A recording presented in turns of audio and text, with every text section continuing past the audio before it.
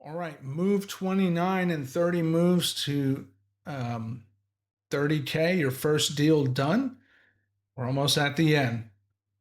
This is a big one, huge.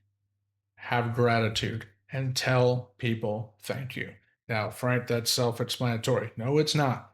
You'd be amazed in today's world how many people don't take the simple time to say thank you. And that right there, those two words to anyone involved in your transaction go a long way.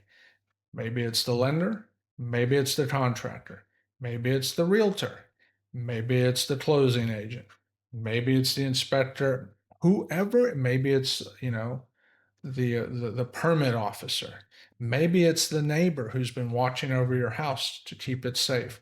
Whoever it is, take a brief moment and say, thank you. It doesn't have to be outlandish. No, you don't have to buy everyone a gift card to Starbucks. Well, it's a nice gesture. So, but here's the thing, not everyone likes Starbucks. So maybe a generic Visa or MasterCard might be nice. But the key is just taking a moment to say thank you goes a long way. Okay. People beyond stuff, the number one thing they want is to feel valued, important, appreciated. And if you can just do that, it goes a long way. So just take a moment, say thank you. It goes a long way. And there's really no more complexity than that. The key is make sure you do it. Do it at the beginning of the project, do it in the middle while you're working with people that are completing phases for you, do it while you're selling it, and do it when the deal is done.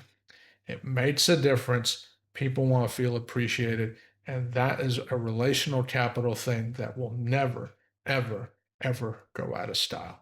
Say thank you today and show that gratitude. Next video, we can wrap this thing up.